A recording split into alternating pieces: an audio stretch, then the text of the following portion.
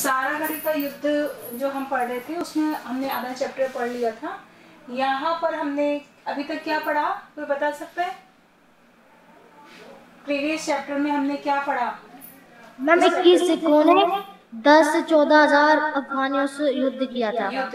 यानी एक व्यक्ति के ऊपर 500 कबालियों के सामने कितने सिख थे? एक सिख के अनुपात से उन्होंने युद्ध में लड़ाई की थी। और महारानी विक्टोरिया ने इसीलिए कहा था कि यह कोई अतिशयोक्ति नहीं होगी, यानी कोई बड़ा चढ़ा के कहा नहीं होगा कि जिन सेनाओं में सिख होते हैं, बहादुर सिख होते हैं, वे कभी हार का मुंह नहीं देखते हैं। इसी में आगे देखिए, उस दिन प्रातः काल सारागढ़ी पोस्ट पर तैनात टुकड़ी के कमांडर ईश्वर सिंह आसपास की गतिविधियों पर नजर रखने के लिए बनाए गए अपने मचान पर खड़े थे। ये भी अपन ने पढ़ लिया था। yes, जो गतिविधियां चल रही थी, जो भी क्रियाकलाप चल रहे थे, उन पर भी वो ध्यान दे रहे थे, यानी नजर रखे हुए थे और मचान पर खड़े हुए थे। मचान का मतलब भी मैंने बता दिया था। आगे देखिए, अपनी दूरबीन से उन्होंने देखा कि पठानों के जत्थे का मतलब क्या होता है? सेना। हम किसका? जत्थे, समूह दल जिसको बोल सकते हैं, समूह बोल सकते हैं, है ना, सेना बोल सकते हैं, यानी बहुत सारे लोग एक ही जगह इकट्ठे होते हैं, वो जत्था कहलाता है। पठानों के जत्थे पंक्तिबद्ध होकर के उनकी ओर बढ़ रहे थे। सिपाही गुरमुख ने निकटवर्ती का मतलब क्या होता है? पास के। पास से। हाँ, लोकहाट किले पर उनकी सूचना भेजने के लिए अपना हेलियोग्राफ निकाला। हेलियोग्राफ मतलब जिससे कि आप अपना मैसेज वहां पर पहुंचा सकते हैं। हेलियोग्राफ निकाला। वहां 36वीं सिख रेजिमेंट के कमांडिंग अधिकारी लेफ्टिनेंट कर्नल हार्टन को उन्होंने सिग्नल के माध्यम से सूचना भेज दी कि शत्रु मुख्य द्वार की ओर बढ़ रहा है, यानी एक मैसेज कन्वे कर दिया कि जो हमारे शत्रु हैं वो मेन जो गेट है वहां पर बढ़ चुके हैं या बढ़ रहे हैं। कुमुक भेजी जाए। अब कुमुक क्या शब्द है?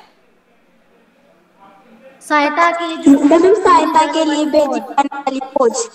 हाँ, जो फौज सहायता के लिए, हेल्प के लिए जाते ना, जैसे आपके इसको ऐसे समझ सकते हैं, देखिए समझाने के लिए, आपके एग्जाम हो रहे हैं क्लास में और टीचर आपके पास में है, वो आपको देख रही है, आप टीचर, लेकिन कोई इमरजेंसी क्लास में आ जाती है तो आपके हेल्प के लिए किसी अन्य टीचर को या बाहर से किसी को बुलाया जाता है। तो वैसे ही कुमुक है, जो सहायता के लिए फौज आती है उसके लिए शब्द दिया गया है। कुमुक भेजी जाए, परंतु जब तक लोहार के किले से सहायता आती बहुत देर हो चुकी थी, यानी कि इतना भी उनके पास टाइम नहीं था कि अगर वो सहायता मिल जाए तो काम हो जाए, क्योंकि इतना भी बहुत कम समय उनके पास था।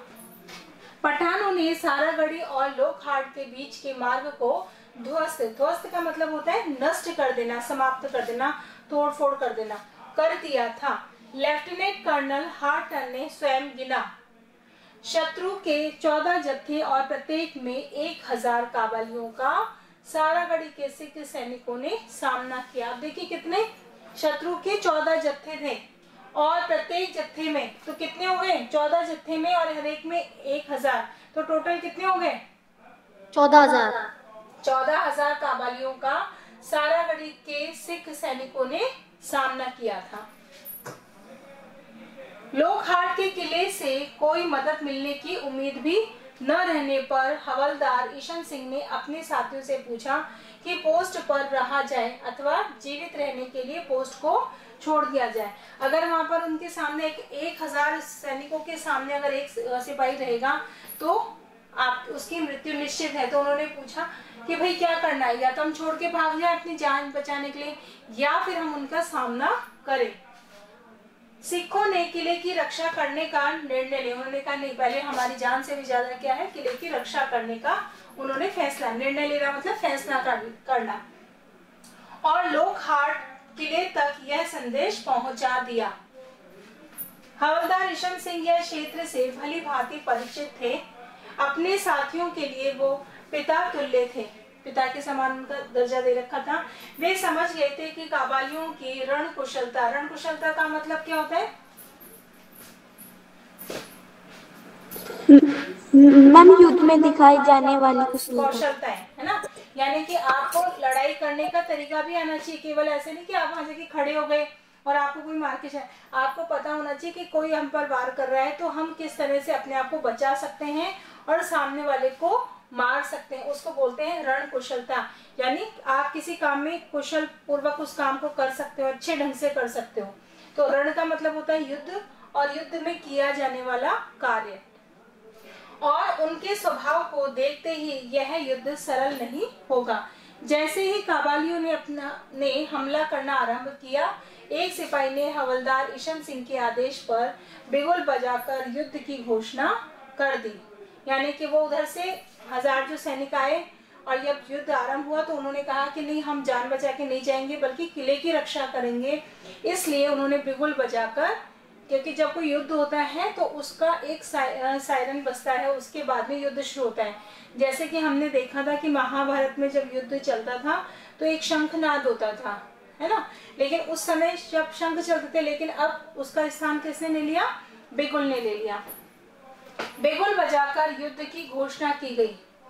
अपने नायक के आदेश पर, नायक मतलब होता है जो सरदार, जो किसी जैसा सेना का सेनापति जिसको बोल सकते हैं, जो आपके किसी प्रोग्राम का हेड होता है तो वो कहलाता है नायक, जिसका मतलब पूरी काम उसके कहने पे ही चलेगा, नेतृत्व।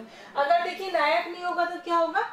मान लीजिए किसी युद्ध में जा रहे तो नायक के अकॉर्डिंग ही वो कहेंगे इस तरफ चलना है या यहाँ जाना है या ये इससे लड़ना है। अगर वहां पर अगर नायक नहीं होगा तो सब अपनी अपनी मनमानी करने लग जाएंगे, तो फिर वो युद्ध प्रॉपर सफल नहीं हो सकता। तो इसलिए नायक के आदेशानुसार ही कार्य। आदेश पर सिखों ने 2 पंक्तियां बना ली। पंक्तियों का मतलब क्या होता है? लाइन। लाइन, है ना। 2 लाइन बना ली कि युद्ध कैसे करेंगे। उन्होंने बताया कि अपने नायक ने, उनके नायक ने जैसे बताया कि आप 2 लाइन बना लीजिए, तो उन्होंने लाइन बना ली। एक बैठी हुई थी और दूसरी खड़ी हुई थी। जब शत्रु उनकी चौकी से 250 मीटर की दूरी पर था, ये 250 मीटर दिए और 1 मीटर में कितने इंच होते हैं? 40 इंच होते हैं। तो 40 इंटू 250, ठीक है, इतने मीटर की दूरी पर था। ईशन सिंह ने फायर का आदेश दे दिया। फायर मतलब हो गया, फायर का आदेश का मतलब क्या हो गया? आक्रमण। 303 राइफलें यहां से मार करने के लिए पूर्णतः उपयुक्त थी। उपयुक्त मतलब काफी थी। सिखों द्वारा बनाई गई दोनों पंक्तियों से गोलियों की जो बौछार की गई, बौछार का मतलब होता है बरसाना, उससे काबालियों की पहली पंक्ति ध्वस्त हो गई। ध्वस्त हो गई मतलब समाप्त हो गई। पर यह सफलता मनाने का समय नहीं था, क्योंकि अगर चलते युद्ध में हम खुशियां मनाने लग जाएंगे तो हमारी पूरी व्यवस्था बिगड़ जाएगी। यानी कि जो काम पहले उन्होंने हाथ में लिया था, पहले उसको पूरा करने के लिए उन्होंने कहा कि केवल एक पंक्ति ध्वस्त होने से ही केवल उसकी खुशियों की सफलता की हम नहीं मनाने का समय है। आगे क्या हुआ? जब शत्रु ने चारों ओर से घेर कर, चारों ओर से इसलिए घेर लिया था क्योंकि हमने भी ऊपर पढ़ा था कि शत्रुओं की संख्या कितनी थी? 14,000। 14,000। अब सोचो 14,000 लोगों के सामने सिखों की संख्या तो काफी कम थी। तो उन्होंने कहा कि अब शत्रुओं ने इसलिए किले को चारों तरफ से घेर लिया था, एक बड़ा सा हमला करने का विचार किया। शत्रुओं ने चारों ओर से घेरकर एक बड़ा सा हमला करने का विचार किया। वे सिखों को अलग अलग स्थान पर बांटकर उनकी शक्ति कम कर देना चाहते थे। उनको पता था कि अगर सिख एक जगह रहेंगे तो उनमें शक्ति और दिमाग ज्यादा रहेगा। तो उन्होंने क्या किया? हाँ, शक्ति कम कर देना चाहते। काबालियों ने दो तरफा का मतलब होता है दो रास्ते, है ना। यानी इधर एक रास्ता इधर भी जा रहा है और एक इस तरफ। कई बार आप देखते हो रोड पर अपन जब चलते हैं कि एक इस तरफ भी कट रहा है और एक इस तरफ भी। तो 2 तरफा आक्रमण किया। किसने किया 2 तरफा आक्रमण? किसने किया था? सिखों ने या कबायलियों ने? काबायलियों ने 2 तरफा आक्रमण किया। यानी कि अगर ना तो बच करके सिख, उन्होंने क्या किया? पहले 14,000 जो लोग थे उन्होंने पूरा सर्कल बना दिया और उन्होंने सोचा कि एक बड़ा विस्फोट या बड़ा हमला कर देते हैं, जिससे कि ये सारे सिख समाप्त हो जाएंगे। क्योंकि उनको ये पता था कि अगर सिखों अलग अलग कर दिए जाए तो उनकी शक्ति थोड़ी सी कम पड़ जाएगी। तो उन्होंने फिर क्या किया, काबाइलियों ने दो तरफा आक्रमण यानी दोनों तरफ से आक्रमण किया, जिससे कि सिखों को बचने की कोई रास्ता नजर न आए, एक मुख्य द्वार से और दूसरा किले के खाली स्थान की ओर से। इस आक्रमण से विचलित हुए बिना ईश्वर सिंह ने सिखों द्वारा किया जाने वाला उद्घोष, उद्घोष का मतलब क्या होता है, क्या होता है उद्घोष? घोषणा करना, घोषणा करना, किसी चीज को लोगों, हाँ, घोषणा करना। तो उन्होंने इस आक्रमण से, अब देखिए एक बात है, हमारे पर कोई परेशानी हो जाती है तो हम घबरा जाते हैं। मान लीजिए आपकी क्लास में थोड़ा सा पानी हो गया तो पूरी क्लास उसमें डिस्टर्ब हो जाती है, ठीक है। या मान लीजिए क्लास में कोई छोटा सा एक पक्षी आपकी क्लास में आ गया तो पूरी क्लास डिस्टर्ब हो गई। तो बल्कि आप बैठ के तसल्ली से उस चीज को देख सकते हैं कि हम इस समस्या को सॉल्व कैसे कर सकते हैं। ठीक उन्होंने भी ऐसे किया कि वो इस आक्रमण से विचलित हुए बिना, विचलित मतलब हिल जाना, डोल जाना, घबरा जाना, विचलित नहीं हुए, बल्कि ईश्वर सिंह ने सिखों द्वारा किया जाने वाला उद्घोष, किसके द्वारा, ईश्वर सिंह ने सिखों द्वारा किया गया उद्घोष। और उद्घोष कैसे, जब एक ही आवाज में कोई चीज बोली जाती है उसको बोलते हैं उद्घोष करना। क्या उद्घोष था उनका, क्या था, जो बोले सो निहार, सत श्री काल, समझ गए, आ गया। तो इस तरह से ये वर्ड्स क्या होते हैं कि जब हमको किसी काम के लिए जोश दिलाना होता है तो अपनी बॉडी में अपने आप से एक जोश उत्पन्न हो जाता है, उस जोश के साथ हम किसी काम को करते हैं तो काम में हमें सहायता मिलती है। एक तो आपसे एकदम से उठ के बोला जाए कि ये काम कर ले तो आलस रहे, और जब ये उद्घोष किया जाता है तो सब में एक जोश आ गया। और फिर क्या हुआ, काबालियों का एक हमला सिखों द्वारा बेकार कर दिया गया। काबाली ने जो हमला किया था उसको सिखों ने ये बोल करके बेकार कर दिया। कुछ काबालियों तो सिखों के स्थान से मात्र कुछ ही गज की दूरी पर मारे गए। कुछ काबालियां तो सिखों के स्थान से मात्र कुछ गज की दूरी पर ही मारे गए। जब काबालियों ने देखा कि वे सरलता से जीत नहीं पाएंगे तो उन्होंने सिखों को प्रलोभन देना आरंभ कर दिया। प्रलोभन का मतलब होता है लालच, लालच देना, है ना, कि हम ऐसा कर देंगे, आप ये कर दो। जैसे कई बार आपको कहीं जाना है, मम्मी को कहीं जाना है तो आपको कहते हैं बेटा आप घर पे रहो, मैं आपके लिए खाने के लिए चॉकलेट लेकर आऊंगी, तो आपको प्रलोभन दे दिया भाई जिससे आप रुक जाओगे। तो ये तो एग्जाम्पल था छोटा सा। प्रलोभन का मतलब हो गया लालच देना। उन्होंने सिखों को प्रलोभन देना आरंभ कर दिया और 36वीं सिख रेजिडेंस के वीरों ने उनको अनदेखा कर दिया। लेकिन वो प्रलोभन में भी नहीं आए, लालच में भी नहीं आए किसी तरह के, और उस प्रलोभन को उन्होंने अनदेखा कर दिया, यानी देखकर भी ऐसे हुआ कि हमें नहीं पता। वे शत्रु के आक्रमण का डटकर सामना करते रहे। लोकहाट के किले से जो सहायता सामग्री भेजी गई उसे काबालियों ने सारागढ़ी तक पहुंचने ही नहीं दिया। यानी अभी अपन ने ऊपर पढ़ा था ना कि उसके लिए जो कुदुम सहायता सेना भेजी गई थी, लेकिन रास्ते में उनको रोक लिया गया और जो सहायता सामग्री भेजी गई थी उसको काबालियों ने सिखों तक पहुंचने ही नहीं दिया। किसी भी प्रकार पोस्ट तक न पहुंच पाने पर काबालियों ने अपना परंपरागत तरीका अपनाते हुए सारागढ़ी पोस्ट के आसपास की झाड़ियों में आग लगाते। अब उन्होंने सोचा कि अगर हम रास्ते को ही बंद कर देते तो फिर सामने वाला वहां नहीं पहुंच पाए। तो उन्होंने क्या किया कि वो पोस्ट तक ना पहुंचे, उस पोस्ट तक ना पहुंचे तो काबालियों ने अपना एक तरीका क्या अपनाया, अराजकता का, और सारागढ़ी के पोस्ट के आसपास उन्होंने झाड़ियों में आग लगा दी। इसके धुएं का ऐसा गुबार उठा कि सिखों के लिए शत्रु को देख पाना कठिन हो गया, क्योंकि जब सूखी झाड़ियों को जलाया गया तो उस जलाने से उन झाड़ियों से क्या निकलने लगा, धुआं निकला, और धुओं के कारण वो अपने शत्रुओं को नहीं देख पाए। लोकहाट का किला सारागढ़ी से ऊंचाई पर स्थित होने के कारण लेफ्टिनेंट कर्नल हार्टसन काबालियों को सारागढ़ी की ओर बढ़ते देख पा रहे थे। देखिए दोबारा देख लीजिए इस लाइन को।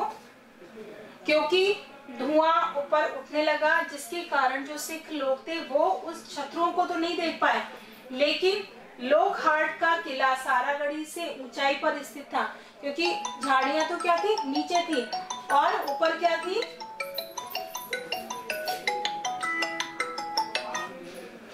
ऊपर क्या थी, क्या थी, कहाँ खो गए? उनका जो किला था, लोकहाट का जो किला था, वो सारागढ़ी जो जगह थी उससे थोड़ी ऊंचाई थी। किले तो क्या बने होते हैं, आपने देखा होगा, किले किले कहाँ होते हैं, ऊंचाई पर बने होते हैं ना। तो ऊंचाई पर स्थित होने के कारण लेफ्टिनेंट कर्नल हार्टन काबालियों को सारागढ़ी की ओर बढ़ते देख पा रहे थे। वो तो देख पा रहे थे, लेकिन जो लोग वहां पर सारागढ़ी में थे उस धुएं के कारण अपने शत्रुओं को नहीं देख पा रहे थे। उन्होंने वस्तुस्थिति से अवगत कराने संदेश सारागढ़ी भेजा। अवगत का मतलब होता है जानकारी देना, मालूम कराना किसी चीज के बारे में, और वस्तु स्थिति मतलब जो उस समय प्रेजेंट कंडीशन चल रही है, जो उस समय स्थिति है, उस स्थिति को बताने के लिए, यानी वस्तु स्थिति मतलब उस स्थिति को बताने के लिए कराने वाले संदेश सारागढ़ी भेजा गया। हवलदार ईश्वर सिंह ने संदेश समझकर अपने सिपाहियों को अंदर दीवार के पास भेज दिया। क्लियर हो गया? Yes ma'am. हाँ, और स्वयं बहुत जख्मी हो जाने पर भी दरार के पास डटे रहे। दरार जो बीच में, दरार का मतलब होता है दो चीजों के बीच में जो गैप आ जाता है उसको बोलते हैं दरार। पास डटे रहे। उनके साथ में दो सिपाही भी थे जो उन्हें दरार तक खींच करके लेकर आए थे।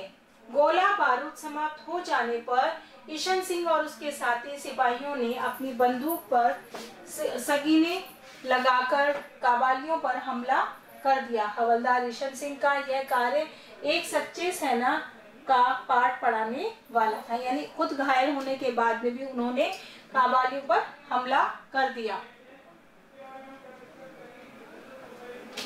पाठ पढ़ाने वाला है मतलब सीख देने वाला है कि ऐसी कंडीशन में उन्होंने अपने आप को न बचा करके, ऐसी कंडीशन में भी अपने आप को हारा नहीं बल्कि एक हिम्मत के साथ उन पर आक्रमण कर दिया। तो ये हमें पाठ पढ़ाने मतलब सीख सिखाने वाला है। जब काबालियों ने किले में प्रवेश किया तो वहां केवल 5 सिख सैनिक ही जीवित बचे थे। पूरे किले के अंदर कितने सैनिक बचे थे? केवल 5।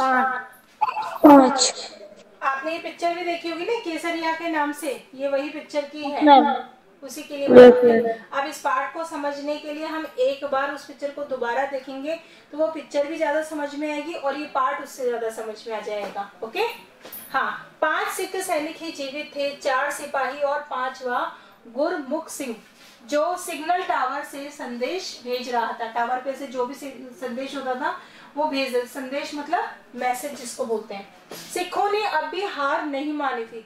सोचिए कि इतने सारे कबायलियों के सामने केवल कितने सिख बचे थे? 5, और 5 में से भी कितने थे? जो 5वां था वो कौन सा था? जो संदेश देने वाला है, यानी वो तो अपनी जगह से मैसेज करने वाला है, वो तो संदेश देने वाला हट ही नहीं सकता। लेकिन बाकी कितने बचे हमारे पास में? 4। अब सोचिए, आदमी घबरा के आदमी सोच लेगा कि अरे 4 ही तो बचे, हम तो वैसे ही हारे में, चलो छोड़ो, अपनी जान बचा के तो भाग जाओ। लेकिन आगे देखिए, सिखों ने अब भी हार नहीं मानी थी। चारों परस्पर पीठ से पीठ सटाकर खड़े हो गए और अपनी बंदूक पर संगीनों से शत्रु पर चौतरफा वार करने लगे। चौतरफा मतलब होता है चारों तरफ से। अभी हमने 2 तरफा सुना था, यानी मैंने बताया था कि रास्ते 2 तरफ मुड़ जाते हैं, एक इधर एक उधर मुड़ गया, वो तो हो गया।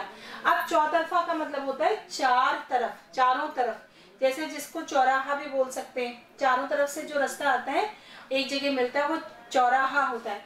लेकिन यहाँ पर क्या मतलब है कि शत्रु पर चौतरफा मतलब चारों तरफ से वो 4 जने। अब देखें यहाँ पे क्या बताया, पीठ से पीठ मिलाकर, यानी एक की पीठ यहाँ, एक की उसके पीछे, फिर एक की इस तरफ और इस तरफ, मतलब चारों जो सिपाही थे एक जगह इकट्ठे होकर के यहाँ एक जगह इकट्ठे हो गए और चारों का मुंह अपोजिट दिशा में था। समझ गए मेरी बात को आप? पिक्चर में दे भी रखा है। हाँ, समझ गए? ये देखिए, दिख रहा है यहाँ पे। अब जब चारों का मुंह चारों दिशाओं में होगा तो चारों तरफ से वो उन पर आक्रमण या वार करने लगे। इस अविस्मरणीय शब्द का मतलब होता है, विस्मरण मतलब होता है याद करना, यानी अविस्मरणीय मतलब जिसे भुलाया ना जा सके। स्मरण मतलब याद करना, अविस्मरणीय मतलब जिसे भुलाया ना जा सके। युद्ध में चारों ओर सिखों ने अप्रतिम शौर्य का प्रदर्शन किया। मतलब इतना 4 आदमी ने मिलकर इतने सारे कबायलियों का सामना किया, लेकिन वो छोड़ करके नहीं भागे, वरना सोचते कि हम चारों तो भाग जाते, होने दो जो होगा, क्योंकि हम 4 जने तो मिलकर नहीं बचा सकते। आगे देखिए, दोपहर 3:30 यानी 3:30 बजे का समय था और गुरमुख सिंह ने टावर से संदेश भेजकर टावर से नीचे उतरकर युद्ध करने की अनुमति मांगी। यानी कि जो हमने अभी पढ़ा था कि 4 तो ये थे और 5वां कहाँ पे था? टावर पर। टावर पर जो मैसेज भेजने का काम करता था। जब उसने देखा कि 4 व्यक्ति ही मिलकर के उनका सामने कर रहे हैं, तो उसने क्या किया? संदेश भेजकर, क्योंकि अभी मैंने पढ़ाया था नायक के कहे अनुसार ही सारे काम होते हैं, आप अपने मन से कोई डिसीजन ले सकते। तो गुरमुख सिंह ने टावर पर संदेश भेजकर टावर से नीचे उतरकर युद्ध करने की अनुमति मांगी। अनुमति का मतलब क्या होता है? आज्ञा है ना। उसने कहा कि क्या मैं उतर करके, ऐसी कंडीशन में भी देखो बिना उसने अनुमति के काम नहीं किया। हम कहते हैं ना कि क्लास में टीचर नहीं तो क्या हुआ, हम चुपचाप जाकर के आ जाते हैं, है ना। लेकिन डिसिप्लिन क्या कहता है, जब तक आपको परमिशन नहीं मिले आप उस काम को नहीं कर सकते। घर पे अगर मम्मी है तो किसी काम की जब तक आपकी मम्मी परमिशन नहीं दे तब तक हम वो काम नहीं कर सकते। और यहाँ पर भी उसने क्या किया, मैसेज काम करने के बाद में भी उसने एक मैसेज किया और मैसेज करके उसने आज्ञा मांगी कि क्या मैं उनकी मदद के लिए जा सकता हूँ। अनुमति प्राप्त होते ही, मतलब आज्ञा मिलते ही, वे अपनी राइफल लेकर के नीचे उतर आए और लोकहाट के किले से सिपाहियों ने उन्हें कबायलियों के बीच घुसते देखा। गुरमुख सिंह के अंतिम शब्द थे, क्या शब्द थे? जो बोले सो निहाल, सत श्री अकाल। ओके, लास्ट में उसने भी यही शब्द बोले। और सिपाही गुरमुख सिंह जो केवल 19 वर्ष के थे, कितने वर्ष की आयु थी? मात्र 19 वर्ष की। सोचो 19 वर्ष की कितनी छोटी, कितनी कम आयु होती है। 19 वर्ष की आयु के थे ने मृत्यु को वरण करने से पहले 20 कबायलियों को मौत के घाट उतार दिया। उसने सोचा कि मैं यहाँ पे, जबकि वो भी चाहता था ऊपर सब संदेश देने का काम है, ऊपर बचा हुआ बैठा था, लेकिन उसके बावजूद उसने क्या किया, अपने आप को इतनी कम आयु में भी होने के बाद अपने आप को मरने से पहले उसने कितने लोगों को, कितने दुश्मनों को कम कर दिया?